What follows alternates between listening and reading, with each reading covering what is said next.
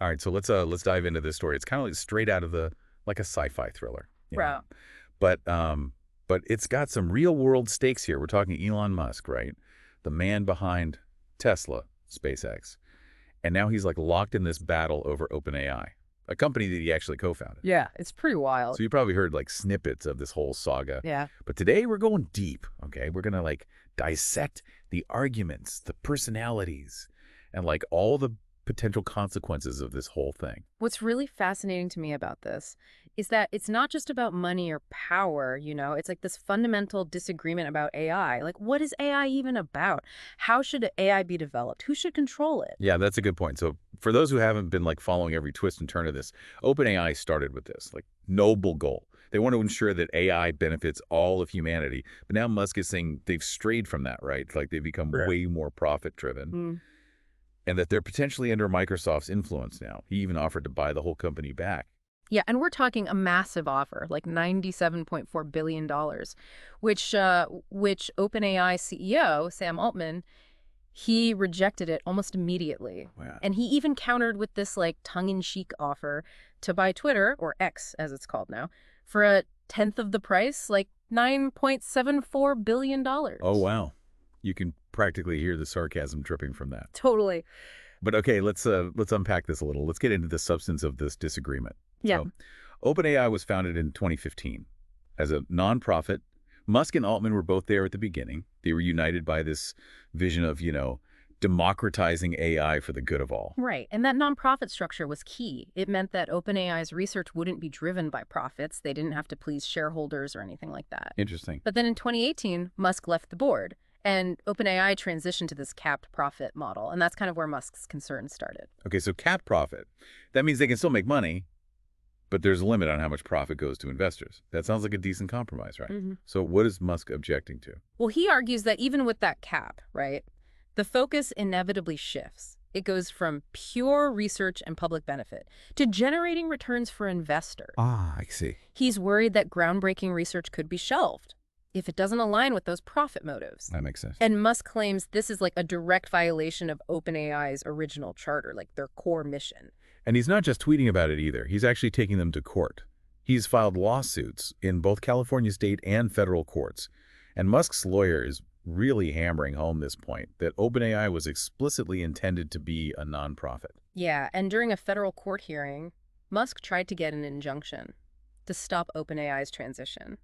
The judge didn't seem convinced that Musk would be harmed if it went ahead, but she did express some concerns about OpenAI's close ties with Microsoft and hinted at the possibility of undue influence there. Oh, wow. This case might actually go to trial next year. This is where it gets really interesting for me.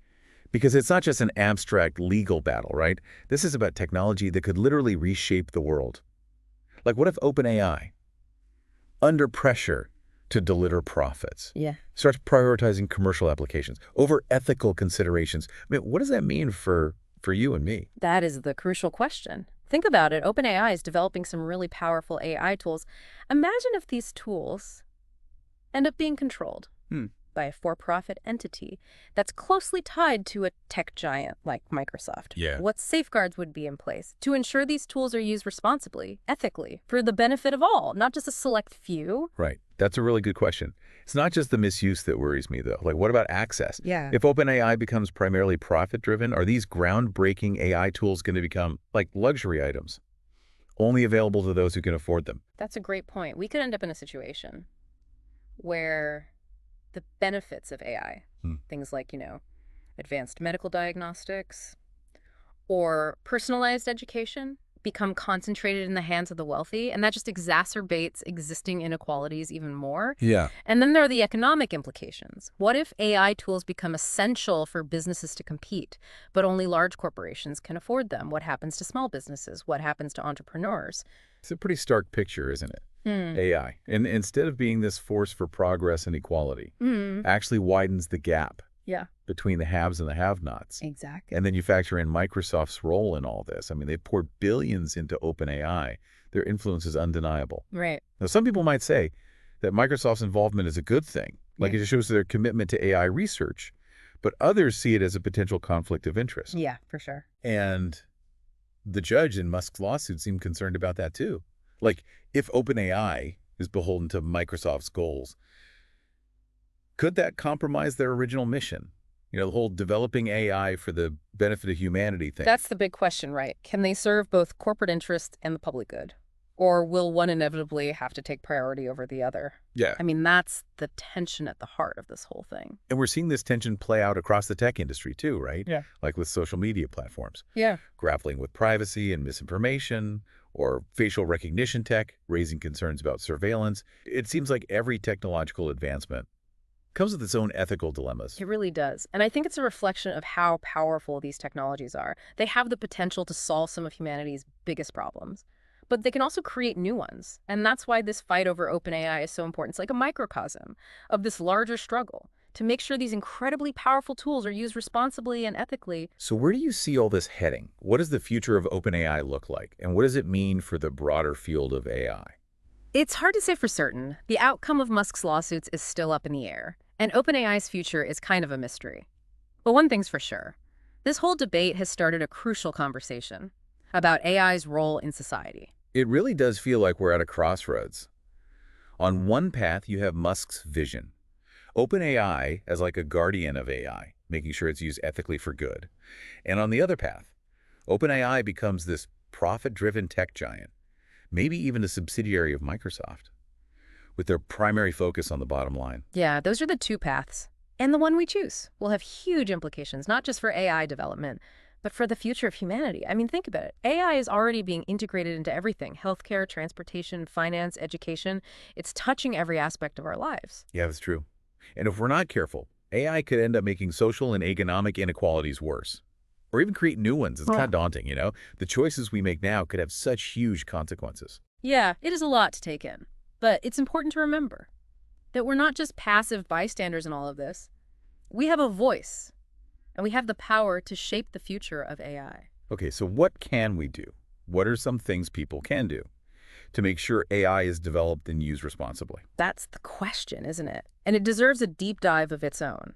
But I think it starts with education. The more people understand about AI, the potential benefits and the risks, the better equipped we'll be to make informed decisions about its development and deployment. We need to have these conversations.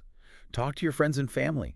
Talk to your colleagues about AI. Share your concerns, your hopes, your ideas. The more we talk about it, the more likely we are to find solutions that work for everyone. Exactly. We need to demystify AI. It shouldn't be some obscure technology controlled by a select few. It should be a subject of public discourse. And we need to hold the companies developing these technologies accountable. Yeah. We need to demand transparency, ask questions, make your voices heard. Because ultimately, the future of AI isn't predetermined. It's up to us to shape it. And that's both a challenge and an opportunity. This whole Musk versus OpenAI thing, it feels like a litmus test. Yeah.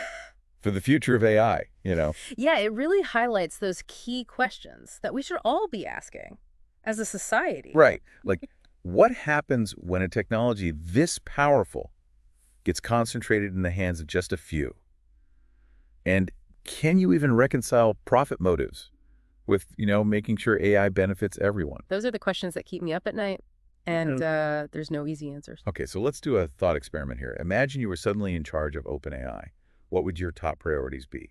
Would you stick with the nonprofit model or go the for-profit route? That's a tough one. I think ideally, you'd want to find some kind of balance, like a hybrid model maybe, where you can still have innovation and development, but with strong safeguards to make sure those advancements are used responsibly. Okay, so what would those safeguards look like? How do you prevent AI from becoming just another tool for corporate greed? Or even worse, something that's used to harm people? Well, first off, you need radical transparency, like the development of AI. Shouldn't be happening in secret. We need open source algorithms, public audits, and clear ethical guidelines. And those guidelines need to be developed with input from everyone, not just tech CEOs. I see. So like a more democratic process. Yes, exactly. Okay. And what about regulation? Do you think governments need to step in here to help shape the future of AI? Well, absolutely. We need regulations to address things like data privacy, algorithmic bias, and job displacement even. But we also have to be careful not to stifle innovation with, overly burdensome regulations. It's a tough balance to strike. It really is. It feels like we're just starting to grasp what it means to live in a world that's increasingly shaped by AI. We are. We're at the very beginning. And that's why these conversations are so vital. The more we talk about these issues, the better prepared we'll be to handle the challenges and the opportunities that come with AI. So as we wrap up our deep dive into this whole Musk versus OpenAI situation, what's the one key takeaway you want our listeners to remember? I think the most important thing is the future of AI is not set in stone. It's not some inevitable outcome. We're not powerless. The choices we make today, the conversations we have, the actions we take, they all have the power to shape this technology. So it's not about choosing sides between Musk and OpenAI. It's about recognizing that we all have a stake in this, and we have a responsibility to make sure AI benefits humanity. Exactly. This isn't just a tech industry issue, it's a human issue, and it demands our attention. Well said. This has been a fascinating conversation, and honestly, a little mind-bending at times, but hopefully it's given our listeners something to think about I hope so. and maybe even inspire them to learn more about AI. So that's a wrap on our deep dive into Elon Musk versus OpenAI. It's been a wild ride, and we've only just scratched the surface. But hopefully this has sparked some new ideas and encouraged you to think critically about AI. Until next time, keep diving deep.